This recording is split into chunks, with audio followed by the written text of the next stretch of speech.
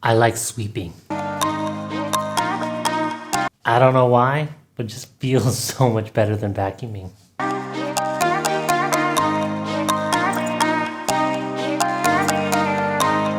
Today I just want to share with you guys a little bit about my story of how I struggled with loneliness.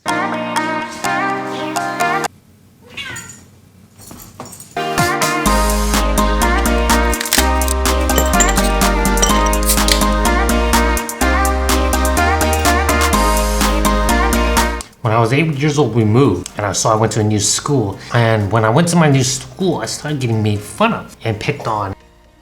I was a nerdy Asian kid with glasses, not cool, didn't dress cool, not athletic. So as I grew up in middle school and high school, I really didn't know what was going on. Why do I not have friends? Why do people not like me? One of the ways I dealt with it is just by being tough, making fun of the people who made fun of me, making them feel bad about themselves rather than letting them make fun of me. And that did make me feel better a little bit because it's like, okay, I can fight back. Didn't mean that they would become friends with me. And I didn't really know that that was a problem. Hey, I'm strong. Those people can't make fun of me. And then one day in high school, my English teacher had invited like a motivational speaker. I thought the motivational speaker was so dumb. He was like acting cool. He was like a wrestler. And he said, oh, I'm trying out for the Olympics. So I started being really smart alecky. Every question he asked, I was just like, this is stupid. And then he asked the entire class, where are you gonna be in 5 years? I said, I'm gonna be dead. Because I just didn't want to participate. I didn't want to answer. But then he got really worried. So the bell rang and I was like, finally, I'm done with this class. Get out of here. And he cornered me, put his arms around the railing, wouldn't let me leave the class. No, I'm not going to let you go until you tell me something true about yourself. What is your greatest fear? I was like, come on, don't ask me this kind of stupid question. Let me get out of here. What's your greatest fear? Who cares? But I was actually very worried that I would get detention for being late to my next class. I just gotta give him an answer that he's gonna take. Oh, what can I say to him? What can I say to him? My greatest fear is just to be alone. And then once I had said those words, tears started welling up in my eyes and I just started crying. He looked at me in shock because my attitude up until that point was just like, leave me alone, leave me alone. And then my face changed and I started crying. And then so he let me go and I just went to my next class. And I thought about that. I was like, why did I say that? I never thought about that before, but something inside me was feeling really lonely.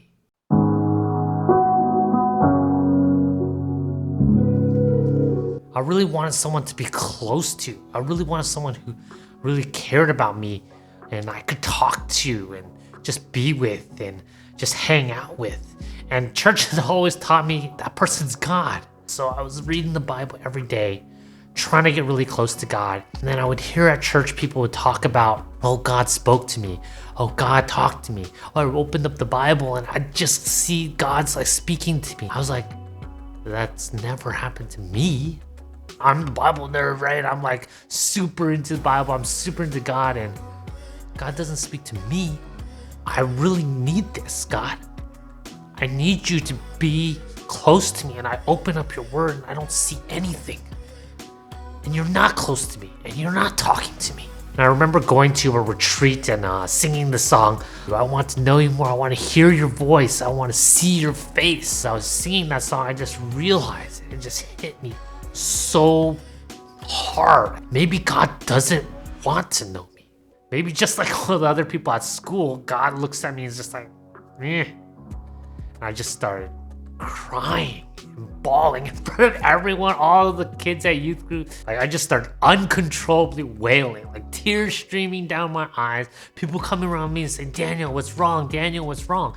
And I couldn't even stop crying enough to tell them, oh yeah, everything's okay, everything is okay. I just couldn't and just started crying and crying and crying. But the feeling of God not being there, of being just so alone, just kept with me. I would call my pillow my best friend because at night I would just actually cry into my pillow. I didn't want to tell anybody. I didn't want to let anybody know what I was going through. If I told people how lonely I was and how needy I was and how much I wanted to have a friendship, that people wouldn't want to be friends with me. And I actually tried a couple times. People did say, whoa, ooh, and just kind of back off from me, right? Because it is weird. It's overwhelming. Someone just like, unloads on you like that, all their needs and feelings. Ooh, look at that.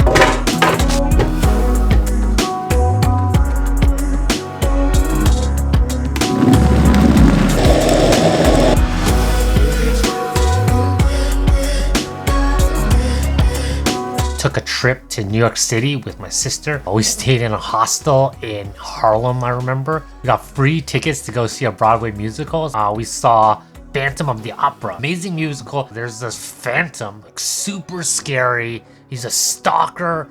He was a freak. I didn't really realize it at that time. But when I liked a girl or I had a crush on a girl, I would basically be in love with her for 2-3 years as a high schooler. So devoted to that one girl. That was kind of one way of me just wanting a deep relationship that I didn't have. And when I watched Phantom of the Opera, that Phantom, oh, he's such a freak and nobody likes him and he's disgusting and look how he acts but he's just hurt inside. And I realized that guy's me. I'm a freak. That's me, and that's how other people look at me. I just started crying in the musical, just tears coming down. Oh, I was just thinking about, I'm the Phantom.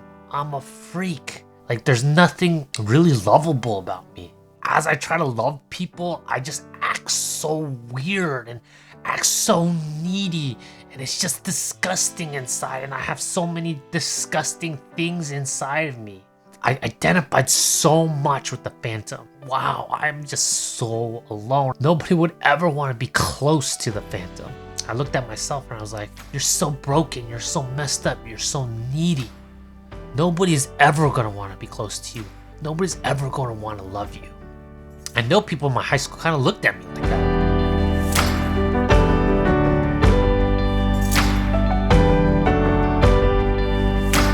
Things in life weren't going that well. The relationship with my parents, my family, my friends, a lot of people were good friends actually when I look back, but for some reason at that time I didn't feel like they were. Finally, I was journaling and again I had fallen for another girl. As usual, she didn't like me and she was into someone else and I just felt like so hurt and sad and worthless and like nobody's gonna like me, nobody's ever gonna want to be with me. I was writing this in a journal and here you can, I even still have this journal. See, journal right here. So I was writing in this journal and this is so embarrassing for me to say right now. I was writing, I gave so much of myself to you, yet you so easily gave your heart to someone else. And immediately, right then, like it's like God interrupted me and he said those exact same words right back to me. He told me, I gave so much of myself to you, and yet you so easily give your heart to someone else. And I was like, ugh. Cut to the core. And again, I start crying, you know, like what I always do. I just realized in that moment, God loves me. God cares for me. And all the intense feelings that I felt from that girl and that I wanted for someone to feel towards me, God felt that towards me. This was probably like 4 or 5 years after that time I cried at the retreat, and all that time I was just struggling, and that really changed my life. From then on, even though sometimes I felt alone or whatever, I just had this sense that God loved me. I guess that's why I believe in the gospel so deeply. The gospel tells me that God loves me like that.